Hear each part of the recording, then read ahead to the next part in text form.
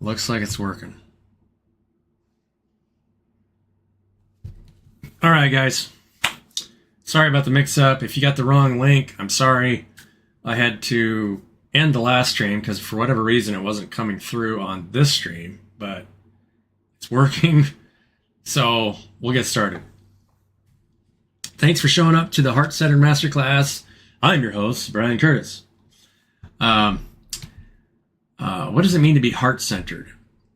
It means to get your mind out of the way, to be perfectly present, and to show love and create from a place of the heart. When we're creating from the heart, then we're creating love for the people around us and for the community at large. And what is it that we are uniquely have for people? It sends a healing energy because the heart doesn't judge. The heart accepts everything around it. Now, today I wanted to focus on who we are and what we are. There's a lot of religious systems that kind of paint us as being in a negative light. Specifically, I grew up in Christian churches, so there's a lot of Christian denominations that define us as sinners. Well, what's a sinner? And I believe that the Bible defines sin as something that you're attached to the past or something like that. Correct me if I'm wrong. I don't know if you guys are aware of that verse and where it's at. I've read it before, and I've heard explanations on how the Bible defines sin. But if you are worried about the past or you're attached to the past, then you usually bring it into the present. So if you define yourself as an action, you'll recreate those actions. Let's say if I define myself as an electrician, then I will, sell myself as an electrician. If I define myself as a sinner and I, identify with maybe past actions, let's say I'm an axe murderer. Right? It's like, I can't remember if any of you guys have seen the movie, I Married an Axe Murderer with Michael Myers. That's a pretty funny movie. But if you, and this comes down to how you heal somebody that is caught in a dysfunction. Let's say they are an axe murderer. And so if you define them, or if they keep referring to themselves as an axe murderer, then they'll continue to murder with axes. Right? Terrible. They're harming themselves, because if everything is a part of us, then the way we treat our environment reflects on us. And if we do that, in a negative way, then we'll define ourselves just through a misunderstanding.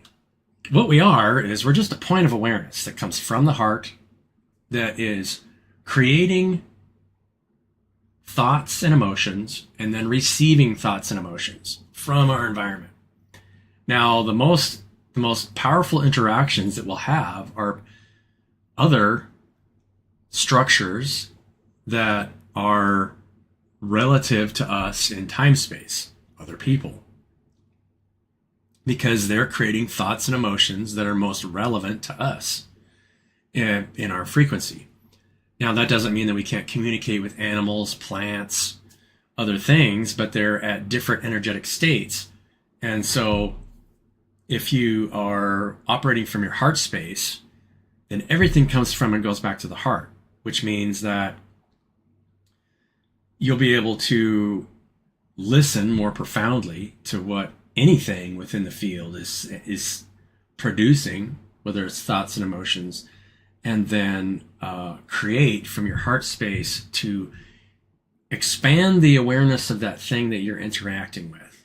Could be, a lot of people like their dogs or their cats, and each of those animals have specific traits that are unique to them. But to say that I'm a dog lover is something that I do, but it's not who I am, if that makes sense. I could say that I I'm a hamburger eater, but that's not who I am. That doesn't define me as a person. And am I even a person? Because if you're a point of awareness, that awareness never goes away. You're always aware of something. Just the fact that you exist means that you probably always existed. This is a really powerful statement that you find in the Bible, what Jesus said, heaven and earth shall fall away, but I am that I am. In other words, I am a point of awareness that experiences both heaven and hell, heaven and earth, but those things aren't me. Those are things that I am creating and experiencing, but they're not me. So the things that exist, or even our actions, don't define us. Our emotions, which means that our emotional states and our thoughts really don't define us. We are the creator and receiver of those things.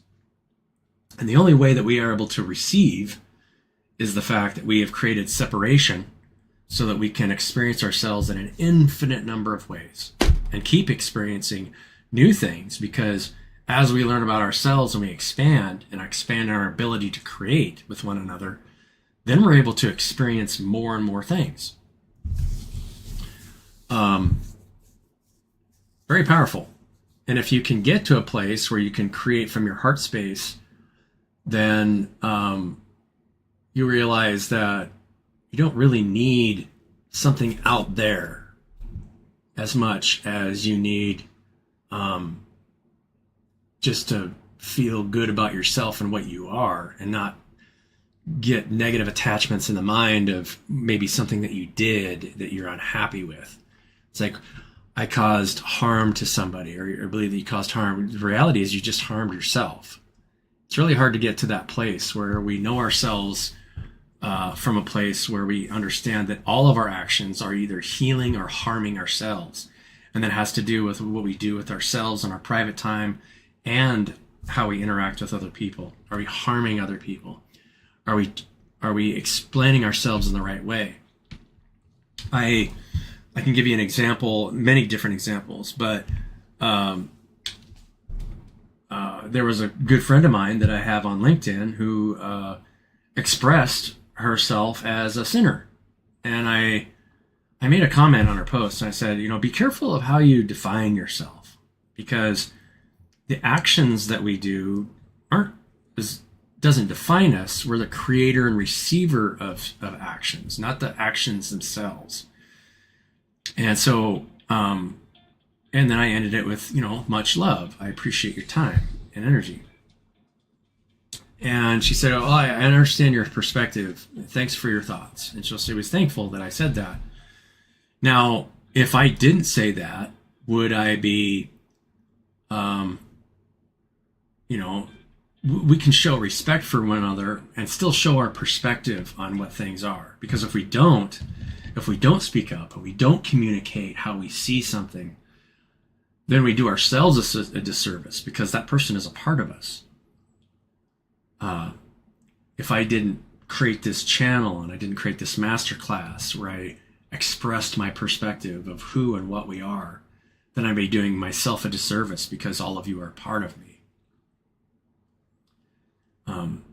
Somebody posted a picture of a baby, like a newborn baby, and somebody was holding a newborn baby in their arms, and that they had the camera right close to the baby's face, and the baby was sitting there, and it was opening its eyes, and it was just looking around, and it was just taking everything all in.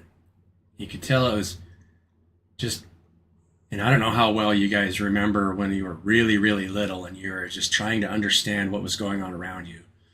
But I really resonated with that, because we can stay in that state in our entire lives.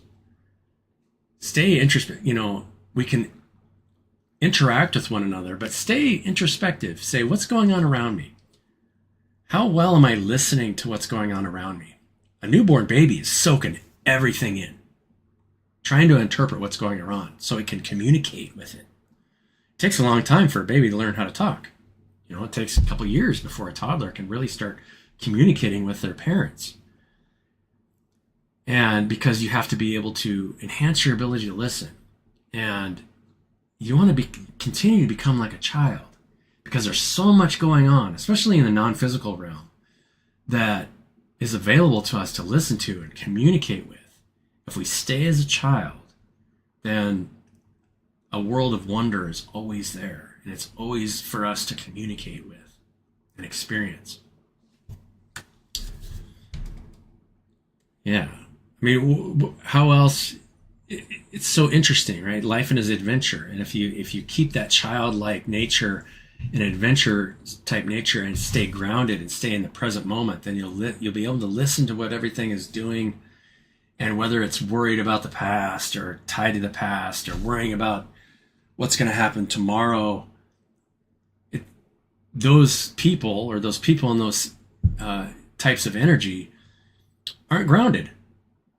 So it's really hard to communicate with them because their mind is somewhere else and they can't be present and listen to you and create with something with you. My own personal motivations for creating groups of people to create together is very difficult because, until people get into their childlike energy and we can create together, then you can't expand together like you could unless everybody's worried about something external. And being able to love each other unconditionally and respect one another for their creative energy. That we all have infinite creative potential, and we have each of us has the ability to access the field and access so much information to then provide for our environment that gets turned off if we are stuck in some kind of negative attachment to who we think we are or what we think we should be doing or any of those things. So I encourage you guys all to stay in the present and create from the present and love each other and learn to listen better, because you have to learn to listen first before you know what to create for the people around you, because everybody's in a different state. And if you can do that, and you can always provide from the heart space, because the heart will always know what to provide. Your mind won't, but your heart will know what to provide, because everything comes from and goes back to the heart. It can provide literally anything for the body. I been interacting with recently, and it's just by chance, people who are interested in new medical work and research, when it comes to energy healing and things like that. But if we, there's a lot of people now doing hypnotherapy because we are so unconscious, and our society has grown up so unconscious by negative external attachments that we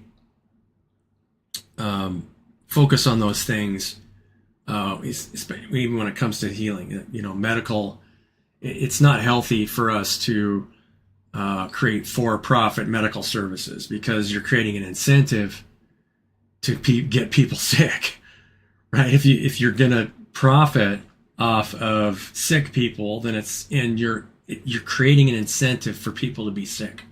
There is no medical system in this world that is government funded or privately funded that, generally speaking, is not for profit. And if it is not for profit, usually it's just done by individuals. And those individuals have the most powerful healing ability.